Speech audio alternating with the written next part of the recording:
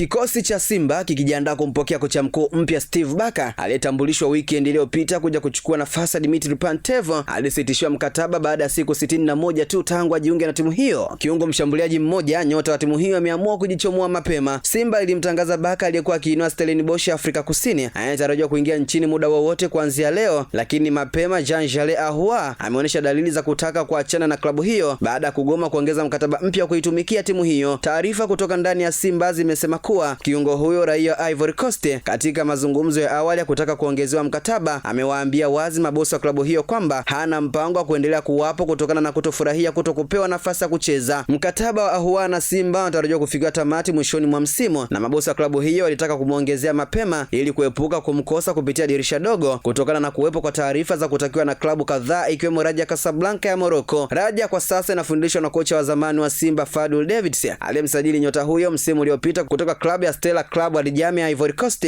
na kumaliza kinara wa mabao wa timu hiyo na ligi kuu bara kwa ujumla akiwa na mabao 16 na kuiwezesha Simba kufika fainali ya kombe la shirikisho Afrika ikipoteza kwa mabao 3-1 mbele RS Berkane ya Morocco. Taarifa zinasema kuwa Ahoua amewambia mabosi wa Msimbazi kwamba hayupo tayari kusaini mkataba mpya na Simba kwa wakati huu, akieleza kuwa anahitaji changamoto mpya nje ya Tanzania baada ya msimu huu kuanza bila kuwa katika kikosi cha kwanza na kutumika kwa dakika chache akifunga bao moja tu kupitia mechi 5 ilizocheza timu hiyo katika ligi kuu bara. Vyanzo vya ndani vinaeleza kuwa mabadiliko ya mifumo ya uchezeshaji pamoja na pressure ndani ya kikosi yamechangia kushuka kwa makali ya Ahoua ukilinganisha na msimu uliopita. Pamoja na hali hiyo, taarifa zinaeleza Ahoua bado anaamini uwezo wake haujapungua, bali mazingira ya sasa hayampi uhuru ule aliyokuwa nao awali chini ya kocha Fadlu anayeripotiwa kuvutiwa na nyota huyo na kulipeleka jina kwa mabosi wa Raja Athletic Club ili msajili na kuungana naye kwa mara nyingine. Inaelezwa Fadlu anamuona Ahoua kama mchezaji sahihi wa kuimarisha kikosi cha Raja, akiamini anaweza kuonesha makali kama aliyoyaonesha msimu uliopita akiwa chini yake, lakini ikidaiwa pia Ahoua ana hofa kadhaa mezani zikiwemo za klabu za nyumbani kwao Ivory Coast na Uarabuni. Kwa upande wa Simba, hali hii imeanza kuupa uongozi pressure ya kufanya uamuzi wa haraka kumuuza pindi dirisha dogo la usajili litakapofunguliwa Januari mosi 2026 ili kuepuka kumpoteza bure mchezaji huyo, kwani yeye ni miongoni mwa wachezaji ambao mikataba yao iko ukingoni kwa sasa. Imeandikwa na Elia Solomon na kusoma kwako na Hamza Seifu.